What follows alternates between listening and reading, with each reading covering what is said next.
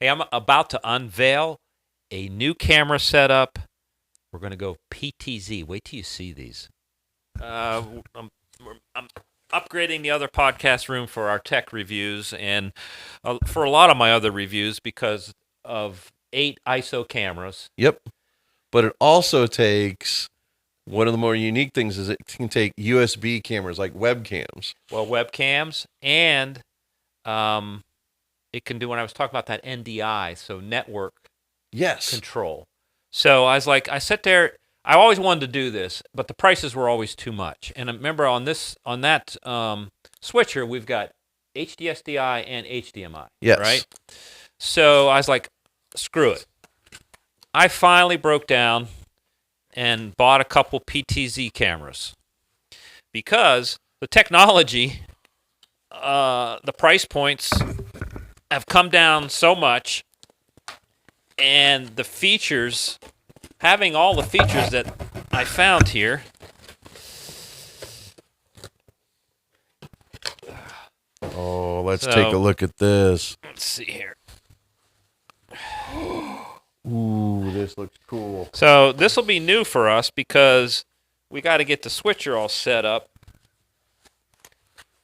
But, I'm running all these big old cameras and everything, and I don't have enough tripods to carry the weight of my original. I was like, well, wait a minute. Oh my God. This is like they technically call us what, a PTZ camera? Yes. So, that switcher, the HDMI does 4K. We were talking about. Now, PTZ cameras, they're on the Chinese side, they're basically made by like maybe 2 manufacturers in reality. They're all kind of the same. But if you look on the back of this guy, I see SDI. we've got SDI, HDMI. we got full HDMI, and we have RJ45, and we have the RS232.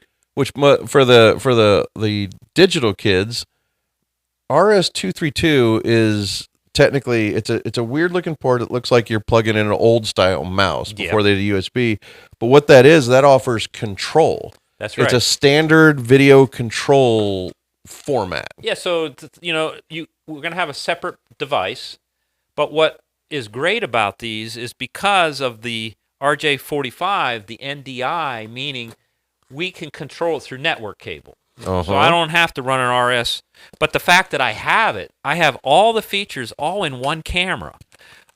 And it's got such a nice looking lens. That's what blew me away. Oh, these are 20 times, so they'll zoom in 20x.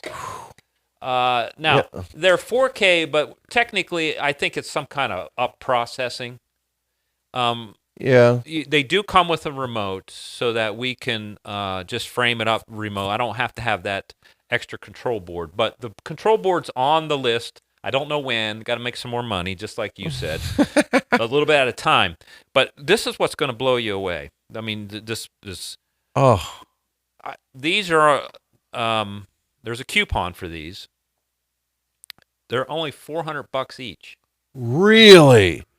Yes. Because the lens on this is amazing. It's a. Well, how are you going to get HDSDI for $400? That plus it's a f 4.95, or it says f 1.7 to f 3.7, so it's fairly fast. In the depending on in where the you're zoom, at on the zoom, and it's a 4.95 mil to 99 mil. That's a pretty long range. I mean, that's crazy range. That's crazy range because here's the thing that always blows my mind about these. Generally get used for like webcam, especially like these are the kind you see at corporate meetings to get a whole like a conference room of people on a Zoom in one shot.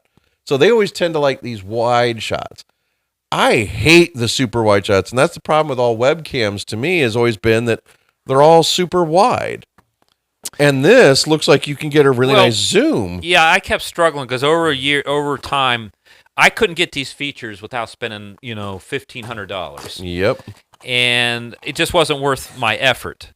So now I'm up there struggling with, I got the big cameras, take up a lot of space, got to have big tripods. And I was like, well, what do I do? And because we might have a few podcast jobs coming up anyway, I was like, I'm just going to go for it. I couldn't pass it up. Not at this price. And since I already got that switch, the switcher kind of is what started the whole thing after having all the different features in it. And then to be able to set these up and be our close-up cameras, whatever. I mean, not that for what we're doing, I don't need to be zooming in and out and that, but it's still... But also the ability on the fly to just also adjust the framing. That's true. Remotely. Well, especially if we get the control board. It's just a little turn, a little tweak. Yeah, a little joystick. Zoom in real quick. And then cut to that camera, right? Yep. Yes. So you want to, like, 2 of these right now, they'll probably end up being more, and maybe over time, if they work out, I'll probably end up replacing a lot of shit with these types of cameras. Just because if I can network them through an RJ45, I mean, I know that these event guys have been doing this stuff for years in churches and this and that, but it's new for me because, you know, I'm a cinema guy.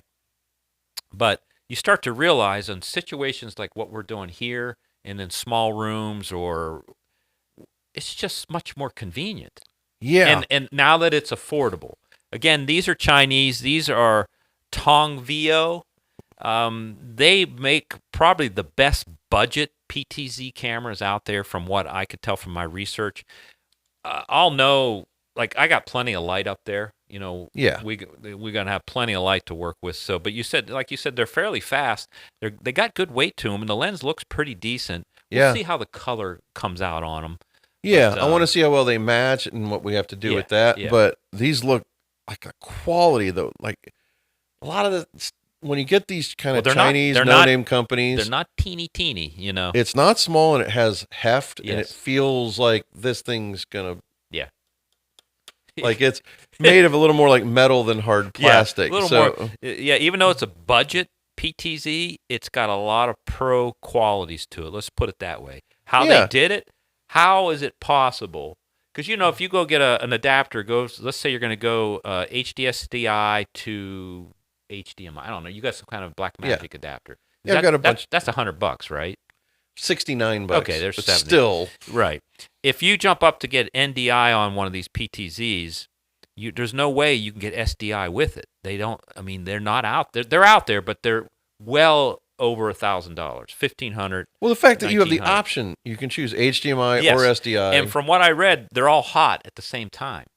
It's not like, hey, either or. Yeah, either or. So if you wanted to also send that signal to something else, you can. Like if we wanted to monitor one camera, that's it. We can send it out HDMI, go SDI into the switcher, or vice versa. Exactly. Thank you very much. So there's versatility to having all those connections, and then the network for both control and possibly video. And then what I saw, I would have never thought of this in my whole life, okay? It also has mounting points on the bottom. Right. I saw, this would be a Chinese person that would do this, because a baby stand, a light stand, a lot of Chinese have threads on them. Mm-hmm. And I never knew what the hell, why would you do that? Well, I saw they just literally took a light stand, screwed it into the bottom of that thread, because this, pivots, pans, tilts, whatever, as a motor, it doesn't matter what it sits on.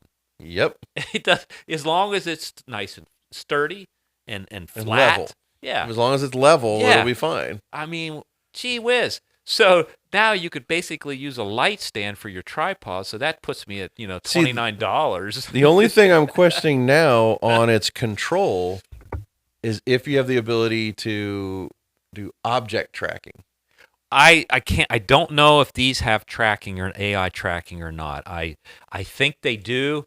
I think with the remote, I believe there's 12 presets for what those are, but I think one of them is tracking. So if you were allowed to be like a person walking around back and forth, or even just a little bit, track, like, okay, one's a tight on a product that we're holding. Yeah, it'd be worth a shot. If we did that, it would be amazing, because then the product is always in frame. Yeah, that would be, if you're demonstrating with your hand. Like you handed me that camera. I would have loved it if you think it could close-up camera. That would be interesting. So I'm going to be very curious about that. But yeah, this is cool. So our podcast just keeps growing, and unfortunately, it keeps taking my wallet. But since I'm obsessed with learning all these different things, I wanted to do with our other business, Sabo's Customs. And we have all those guys in there wrapping cars and all that kind of stuff. 2 years ago, I wanted to set up a bunch of PTZs. I wanted to make a show. But when I put the price to it 2 years ago, it just wasn't feasible. Yeah. To have an unmanned, dedicated role where these cameras tracked a certain area, like, this. But I couldn't do it. It was way too, it cost me thousands and thousands of dollars. So I was like, yeah, it ain't worth it. But man. With this? Just think if we want to do a reality show. And these are fairly large, but I'm sure they have, there are smaller ones that'll do tracking and stuff, but there's enough commercial features in here that allow, I think you literally could do a reality show with cameras like this. Even as large as these are, I think they could be hidden or less obtrusive. Yeah, definitely less. In a room. Right. Oh, because they also, in these boxes, there are wall plates. They're like little L brackets that you can mount these to a wall. Or the ceiling. Yeah, or wherever you want, and they come with the brackets in these boxes. Yep. So, yeah. These are impressive. I can't wait. What can I say? As we get into the colder months, we are going to shift back to the other room. Yeah. And yet we're going to be playing with the toys. But what I love is that we're going to do that inside baseball, and we're going to show what toys we're using to make the show. Yeah. Why not?